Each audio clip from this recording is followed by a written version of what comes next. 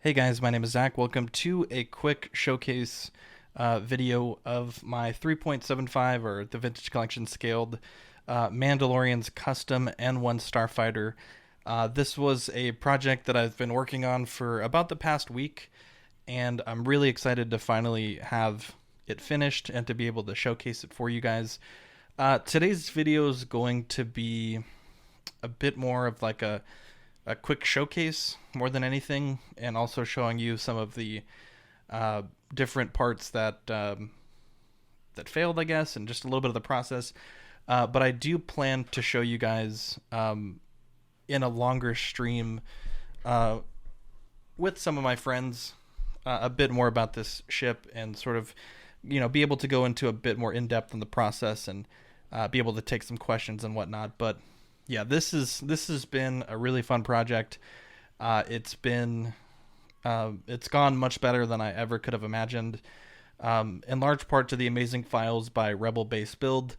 When I started looking into making this, there was two N1 Starfighter files that I really liked, and I think they both have their merits. This one was much more reasonably priced, and at the time I didn't know if my printer could create this due to the size of this thing. I mean, it's quite long, and I wasn't sure how much finishing it would take. And so I went with his file. I think you can get it for like maybe $10 for the file, and it's a really really well done file. The ship is split into many parts. You have the tail part, the main back hull. You have the front hull, which is from basically tip to tip there, excluding the engine pods. You have the engine pods, which is split here. So there's the front pod, and then the little tail piece is its own separate piece. You have the engine block, the thruster on the back, both cannons in the front, and then both canopies for the little glass parts.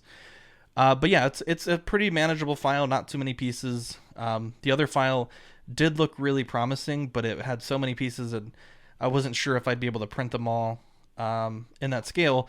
But knowing now that my printer can print something this large, I'm definitely looking into that file as well. But as far as printing this, the total print time for this model was probably somewhere in the region of, I want to say about like maybe 72 hours tops, probably closer to 60. I did have some prints that failed that took me several iterations to get right, namely this front piece. So, as mentioned earlier, from this point to this point up to here is one large print, and technically it would have barely fit on my Ender 3, but I just could not get it to print. It just would not print at all, and so I split it down the middle, so left half, right half, and that printed fine. I also had one sort of unforced error. So this is what the print looks like on the right side. So you can see there, that's the cavity for these blaster pieces. I had printed the right half, and then I meant to print the left half, but on the printer menu, I had just selected the wrong button. So a bit of an unforced error that caused me about 6 hours of wasted print time. But it did give me a really interesting look at the cross section of this piece here. So for those that don't know, this is printed in plastic, but for the most part, there are some resin parts, which we'll talk about in a second. It's printed in plastic, but it's not printed. It's not hollow, but it's not empty, right? It's not hollow, but it's not solid, rather. So it does have this sort of infill inside of it that allows it to have some structural rigidity and strength. I went with the 20% infill on these pieces. I thought that was appropriate. This is more of a display piece than anything. It doesn't really need to handle extreme stresses, and at 60 hours of print time at 20% infill at a 0.2 layer height, you could certainly spend much longer printing this at a higher infill or at smaller layer lines, which is something that I'm considering for the future.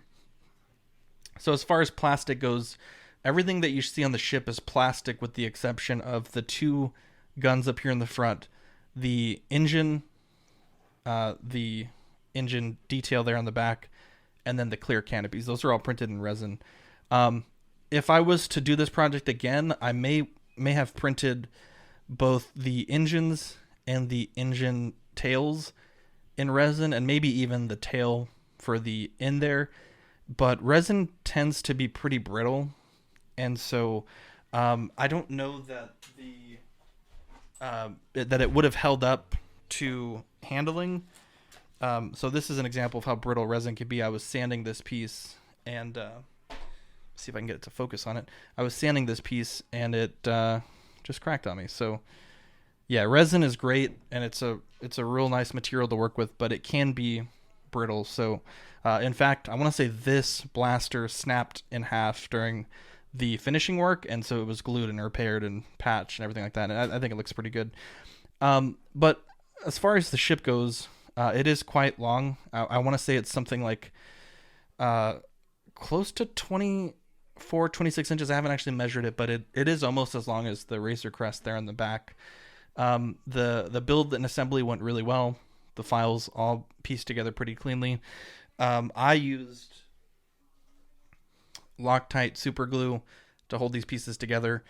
I'll be honest, I've never used this brand, but it has been an amazing super glue lately for me. I've been working with a lot of small scale Warhammer models, or excuse me, Lord of the Rings models that are really, really tiny models. And for like tiny repairs with those and just other small 3D prints that I've been working with, this stuff has just been amazing. And it's a glue that I've never used. So yeah, this is good stuff. I usually go with Gorilla Glue. I don't think Gorilla Glue would have had any problems with this, but yeah, this stuff, I mean, there was pieces that I lined up, pushed together, and I mean, like instantly they were set. And so this was a great tool for this process. Additionally, I used silver spray paint from Rust-Oleum, your generic black acrylic for the weathering, like a mustard yellow from Apple Barrel for the yellow stripes, lots of sandpaper. I want to say 80, 100, 220 grit for the main hull, and then 400, 800, and 1,000 for the canopies. The canopies, I think, were one of the harder parts to do. In fact, this is it's clear resin, but this is sort of what it looks like once you cure it. It kind of yellows a bit, and it kind of frosts up a bit. It's weird when you take it off the printer; it's like crystal clear. But once you start handling it or do anything to it, it gets kind of frosty. This is what those canopies look like with sanding. So this is all the way up to, I want to say 400 grit. So this is kind of a work in progress one. And then you can see there on the back the clarity that you can get with going up to 1,000 grit and then covering it with a gloss clear coat. So yeah, those came out really good. Other challenging parts of the print that kind of I wasn't sure was going to work. The details here in the engines, this was all printed in plastic. They did look pretty bad, and they don't look super great, if I can be honest. But once they've been hit with some filler primer and some weathering, I don't think they look too bad. But again, that is something I'd consider printing in resin if I was to do it again. Though I would definitely need some sort of metal support rod going from the engine, or the thruster rather, into the body, because the resin I think would be quite a bit heavier. The tailpiece, which let's see if I can show you guys that. The tailpiece was also a bit of a piece that caused some difficulty. Let me see, it's such a big print. There we go. Sorry, there's Q-tips. I was doing some last minute weathering before this video. But the tailpiece here, see if I can get it to focus on that. That was quite difficult to print. Not necessarily from a printing standpoint, but these little rods that run the length of the tail. When I first printed it, this was my first attempt at printing the tail. And I used a bunch of what's called tree supports. They basically wrap around the structure something like this. Obviously, it's been heated and it's kind of warped, but they were essentially grabbing onto these overhangs. And you can see the process of removal damaged these little cylinders, pipes or whatever. And it also caused the tip of the tail to break off. And that was annoying. And so I ended up just kind of doing a print, like, a do or die print, so to speak, in with no supports, and it worked perfectly. I didn't think it would be possible to print it like that, but fortunately it was, because that was kind of, at that point, it was like one of the last pieces I needed to print, and I had just assumed it would be pretty easy. So I was glad that that wasn't too much trouble. Looking at the quality of the prints, like I said, I did print in 0.2. You can certainly see some layer lines, but they really weren't that bad. Using the 80, 100, 200, 400 grit sandpaper and filler primer, I was able to knock those back. And my finish isn't perfect. I probably could have spent more time sanding it, but it kind of goes without saying that a piece like this, I mean, you could spend months and months and months sanding it to perfection, but I don't have time for that. I just didn't. And so it kind of got to that good enough point, and it is where we are now. So I think it was a really fun build. Let me get some close-ups for you guys. I thought it was a really fun build. I enjoyed making this. I've had a lot of people ask me how much to make one, and while I do appreciate the kind comments and the requests, it's too much pressure, I think, to make something like this for people, because I would have to charge a lot. It's just one of those things that I don't know that I would be particularly interested in doing. But there are some people on Etsy that do make them, and I think for 1/18 scale, I think they go for about $500-600 for a finished product. So I would probably go that route. Someone that has a bit more of time to do this. Some mods that I did make to this file, I wouldn't say that they're mods per se, but underneath the ship, I did print a sort of a wedge to hold it up.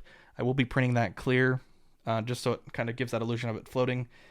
And then inside the back area, which we'll show you guys these canopies here, so they're pretty clear.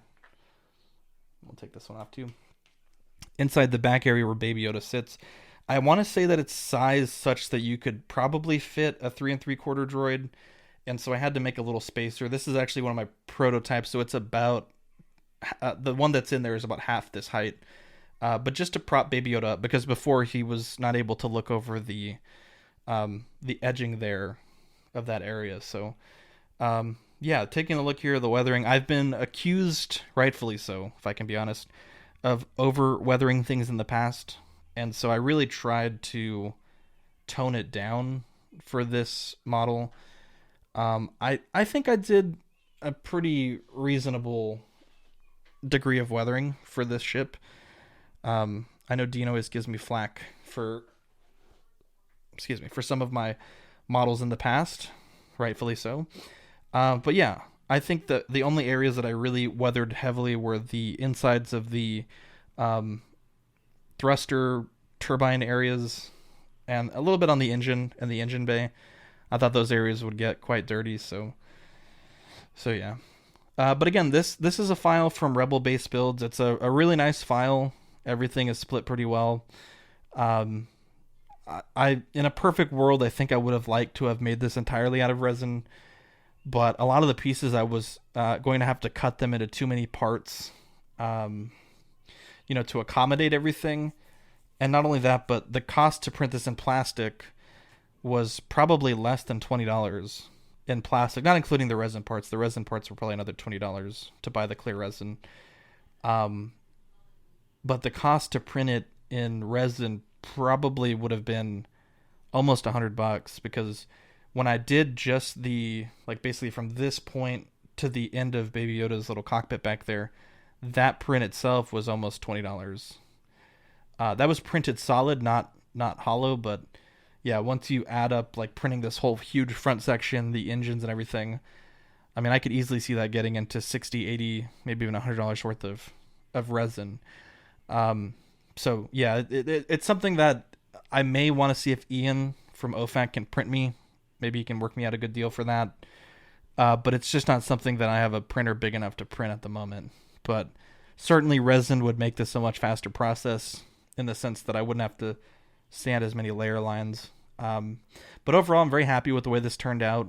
I think it's going to look great on display with my Razor Crest, which is I think I was able to match both the degree of weathering and the color of the ships pretty well.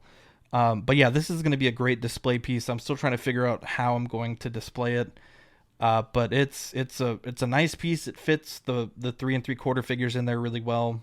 Especially once you add that little stand for Baby Yoda. And yeah, I'm hoping to get an R5 just to see if it'll fit in that back area. Because it almost seems like it is deep enough. But yeah, I don't have one to test that out. But yeah, this is a really fun project. I appreciate everyone who's sent kind messages and liked all the photos that I've been posting. I feel like they are probably annoying for some people, and I apologize, but I'm just so incredibly proud of how this has turned out. There's certainly people that make them a little bit better than I can, but this was like a dream print for me, a dream ship to own, and the fact that it came out so great, it's just been a really fun project. So I appreciate you guys watching this video. I do want to do a longer stream with some of my friends where they can ask questions, or the people in the chat can ask questions, and hopefully we can answer as many questions as possible. Because I think this is a great ship. I think a lot of people in the community have 3D printers. You could easily scale this up if you have a big enough printer to Black Series scale, which the files do have everything scaled already, or you can make it even a bit bigger for 1/6 scale if you have a really, really big printer. So, but yeah, thank you guys for watching the video. I hope you have a great week, and we'll catch you on the next episode.